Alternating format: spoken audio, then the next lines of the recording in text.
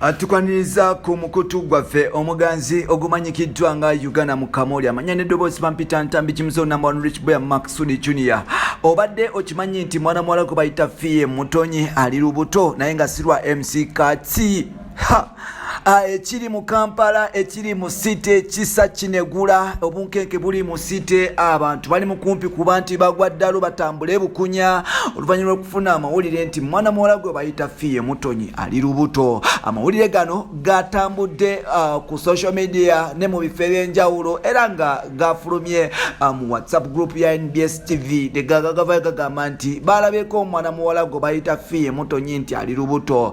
Fille Mutoni yali yafunamu obuvuzibu ne MC Katsi ebbanga erisekawo emabega era nga tebakwatagana bulungi. So mu process bwetyo okuba nti Fille ayawukana ne MC Katsi olw'ensonga ez'enjawulo nti Katsi yali agamba nti ono mukyala yali amugezaako omugamba nti va ku njaye oba enjaye igenda kusulula eddalo naye nga ate omusajja ono omukyala mukulu ono tawulira. So n'olwekyo weewava obuzibu okuba nti bano ababiri baba nti batuuka ku mbeera y'okuba nti baawukana era nga Katsi oba Fille bwe yalaba nti bwe bamala okwawukana ne MC Katsi Fille ne Katsi bali bastayinga wali ekiwatule wansi bayitawo wabiduuku. So n'obwekityo Fille n'avaayo n'agenda ewa maama we gwe bayita ewa maama we Ntinda awo nga ku hadiyo walo n'okkira wansi awo. So Fille n'abeerawo ebbanga naye ate mu process bwetyo Fille tekyamugana kuba nti agenda ne music career mu maaso n'okuba nti era meeting aba clients ab'enjawulo ne ba blood be mu period bwetyo Fille wasangira mwana munozi gwe bayita Azizi yoyo guy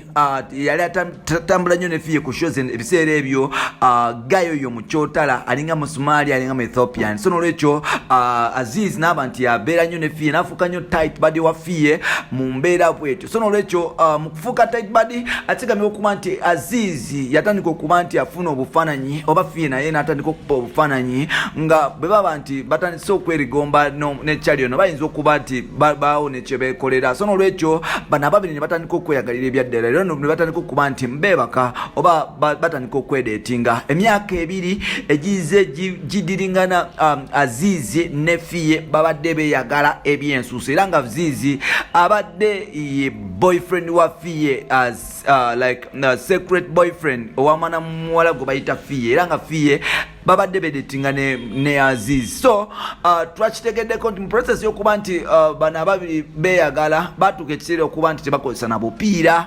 ekintu ekyavuddemu result oba omuzannyo ogwavuddemu ebintu ebirala. So wetwogerera Fille ne bawukana ne Katsi badinganye ne Katsi mu December last year nga ate Fille talaga nti ali lubuto. So n'olwekyo nti ate mu kuba nti badinganya Fille ateekawo akakwakulizo kamu kuba nti addira MC Katsi n'agamba nti nze okuwaako olina okuba nti okozesa kondomu because ensi yonna ekimanyi oli mulwadde w'akawuka ate nze nkyali mulamu saagala obeere nti onsiga birwadde byo nze mbeere nzire mu kwewaliikirira nga simanyi nti nga manyi nti wansiga oba tewansiga because obulamu bw'ensi tebugulwa. So n'olwekyo Fille ne Katsi ebiseera from December paka saawa zino babadde bakozesa kondomu ate nga omwezi ogweddekawo Fille yabeera nti atwalibwa mu rehab okuba nti ajjanjaba because twali tufena tukimanyi ensi yonna ekimanyi nti Fille yali yavaako. So n'olwekyo mwana mu rehab we twakitegeeredde nti